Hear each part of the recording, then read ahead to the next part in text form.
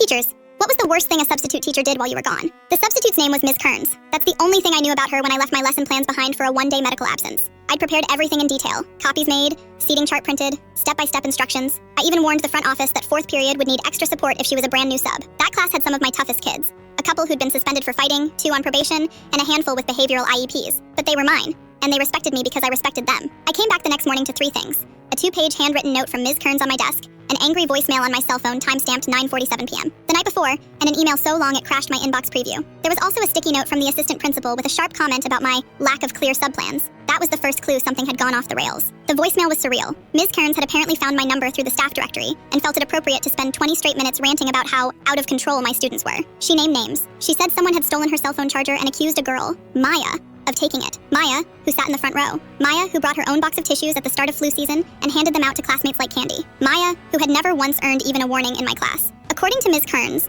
Maya had been evasive and disrespectful when questioned about the charger. When the rest of the class defended her, the sub claimed they began forming an alliance of delinquents and attempting to intimidate her. That was how she described it, an alliance of delinquents. She wrote that phrase twice, underlined. Apparently things escalated quickly. Voices were raised, accusations flew, a desk was kicked, unclear by whom, and security was called. 3 students were removed. Maya wasn't one of them. She just sat there and cried. What Ms. Kearns failed to mention in any of her notes was that our classroom aide, Mr. Wallace, had taken her charger off the desk during second period and locked it in the supply cabinet for safekeeping. He did that sort of thing all the time when students left valuables out. He told her that before third period started. She just forgot. And instead of asking, she decided to interrogate the one kid in the room least likely to have stolen anything. When I walked into the building that morning, I noticed a group of my fourth period kids waiting outside my door. Normally they'd scatter the moment I approached, some pretending they weren't waiting, some ducking into other classrooms to avoid small talk. Not that day. They were all there, standing silently. I didn't even get the key in the door before one of them, Isaiah, said, "We didn't touch her stuff, miss. She just went off." I let them in early and sat at my desk while they trickled in and took their seats. Not like they usually did, loudly, dragging chairs, tossing bags, but like they were waiting to give a statement. I just listened. She said Maya took her charger.